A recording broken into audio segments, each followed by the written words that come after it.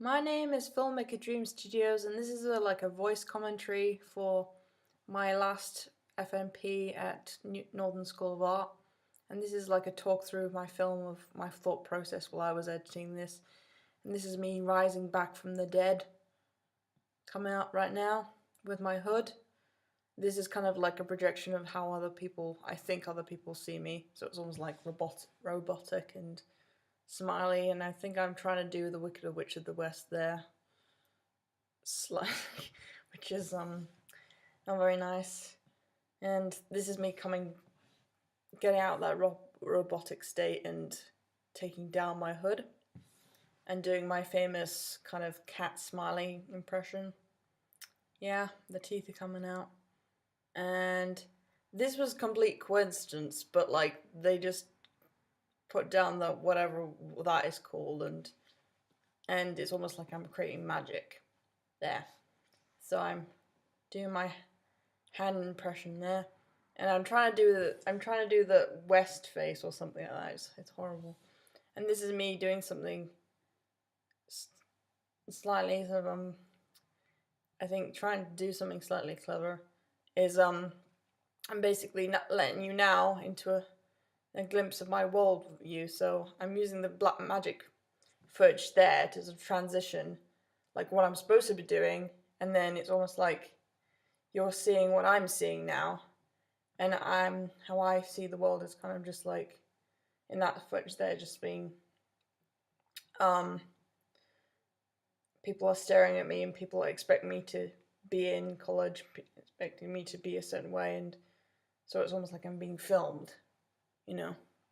And so the idea behind this shot there, I actually took a photograph a few years ago, when I found the cemetery, is I found it fascinating how it was almost like a split world. So you've got nature on the left side, and you got the world of man on the kind of on the right. Which one looks more alive? The graveyard or the living, so to speak, you know? And even though they're really separate, they sort of which lasts more? Because the graveyard will probably be not to be touched in years, but that will probably all be knocked down in 50 years, and everything becomes so fast it becomes lifeless. And yeah, it's not a very nice thought to think about, but like, and there's a quote from his when Marnie was there, which I really like. And this is kind of a shot of me looking up at the trees from the treehouse hut, because it's almost like I'm being trapped from the trees, but being trapped by nature almost.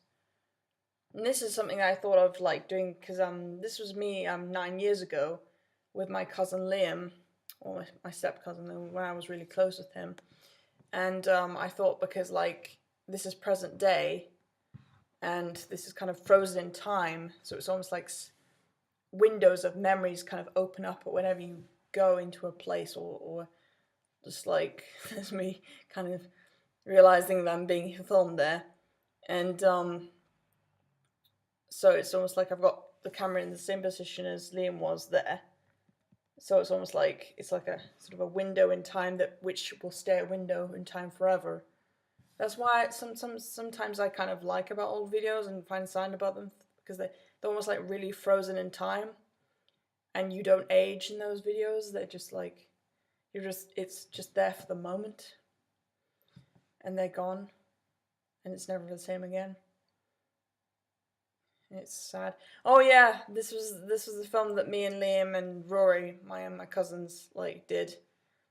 And this was also at the same time that year of him being beat up. It was quite it was so fun. We had a really sort of cool relationship, me and my cousins, and it's very not like that anymore. I mean, but partly because they're all grown up and they live in different worlds now, but it's like, and that's the tree that me and Liam used to hide from the ghost Sarah Caroline, so it was almost like our sanctuary.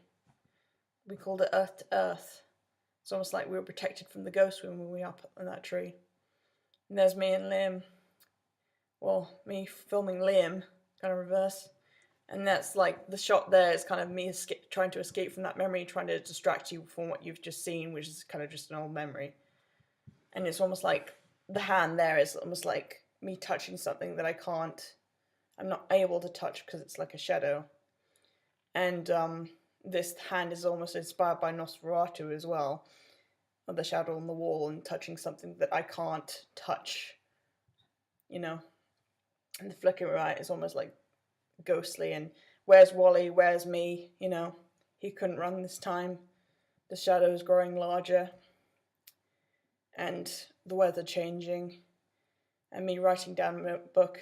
And the tree symbolism actually was inspired by Tarkovsky, which is uses trees in his films to symbolize death, also the dying reef there, and me trapped in like at a height trying to escape from other people, or feeling like gravity is just that I've had in my dreams. And also this is kind of the dark and stormy night is kind of the trigger in my episode, like the storm inside my head, which is created by exhaust fumes there, and the rubbish on the tree.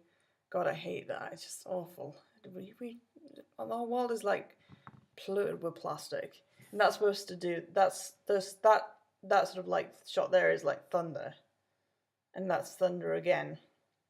Me glancing through the window frame, and that's kind of the aftermath of the storm with the broken window, which no one has really paid attention to. That building, the building has a broken roof, and that's kind of the lightning strike. It's a really hard building because no one has ever really. No, I want to talk about this this building. I want to talk about it for a minute, like, because it has a broken roof. It's got no roof at all. Ugh. And yeah, that's me calming down from the storm, and it's me finally having the hand that I can touch something again, and that's meant to calm me down because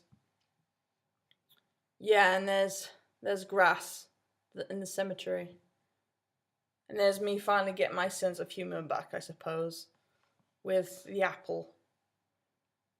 What a nice apple. I enjoyed that apple. And the soot sprite in my thing representing me. It's almost like I'm in a bath, but I'm not, because cooking is so calming. I don't think everyone will understand how calming that is when you finally sense colour again after having a depressive episode, and you finally stir things, and it's just so calming. I don't think people understand that, but it's just so calming. Just watching that is so calming. Just being stirred in. Oh my god, I feel so chocolate, I'm hungry. I want another Jaffa cake. And this is me kind of associating with society again. Oh god, look at that polystyrene. And that seagull on the thing. And that picture of Lizzie. And there's the railing again, because I want to create a bit of comic effect. Yeah. That's basically my dad speaking in the background, talking rubbish, but also good rubbish. And this is my famous ending galaxy going up in a lift. And I don't know who got that chocolate bar. Whoever got it must be some lucky person, because I love the mystery of not knowing who ate that chocolate bar up in the lift. Bye! Bye! Bye! Bye! Okay. And then Finn. It's finished. That's all you get to see. That's on my world wheel. Okay. Goodbye. Well, that was something, wasn't it? That was my FMP. That was my evaluation. And I'm done.